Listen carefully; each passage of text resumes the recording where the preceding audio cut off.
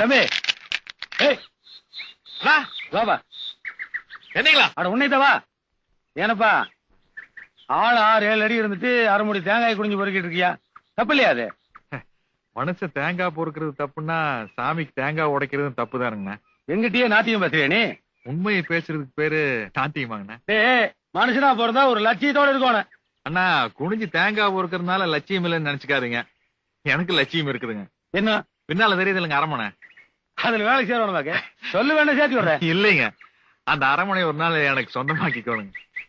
ஏய் ஆட பைத்தியக்காரா, சாகருக்குள்ள ஒரு இடம் உள்ள போய் பார்த்துட்டு வரேன்னு சொல்லி அது ஒரு நியாயம் இருக்கு. சொந்தமாகறானாமா இதெல்லாம் முடிய மாட்டேன் உன்னால. முடியும்னு நினைச்சங்காட்டி தானுங்க தாமஸ் ஆல்வா எடிசன் கரண்ட் கண்டுபிடிச்சாரு, கொலம்பஸ் அமெரிக்காவை கண்டுபிடிச்சாரு, வாஸ்கோட காமாவும் இந்தியாவுக்கு வந்தாருங்க. அட முடியாதுன்னு நினைச்சிருந்தா மனசு குரங்காவே இருந்திருப்பானுங்க. இப்பங்கண்ணா முடியும்னு நினைச்சங்காட்டி தானுங்க வெள்ளைக்காரன் நிலால போய் காலை வச்சுட்டானுங்க. முடியாதுன்னு நினைச்சனால்தான் நாம நிலா சோறு விட்டுக்கிட்டே இருக்கிறோங்க. சரி இவ்வளவு விவரமா பேசுற, நாய் கரண்ட மாதிரி பணின்னு போட்டிருக்க. நாய் தானே கறந்துச்சு. எப்போ? காலையில ஒருத்தர் தேங்காய் உடைச்சாருங்க. சரி அதை பொறுக்கிறதுல எனக்கு நாய்க்கு சரியானு போட்டீங்க. நாய் ஜெயிச்சிருச்சாக்கு? இல்லைங்க, நான் தானுங்க ஜெயிச்சேன். நாய் கொண்டு போட்டணுங்க. அட பாவியே, நாயை போய் கொண்டிருக்கான் பாரு.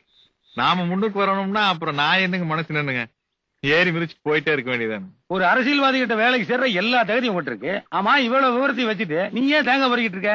எல்லா வேலையும் தெரியுங்கண்ணா, ஆனா கொஞ்சம் வாய் ஜாஸ்திங்க. அதனால எங்க வேலைக்கு போனாலும் ஒரு 4 நாள் நம்மளை துரத்தி விட்டுருவாங்க. வேற வேலைக்கு எதுக்கு போற?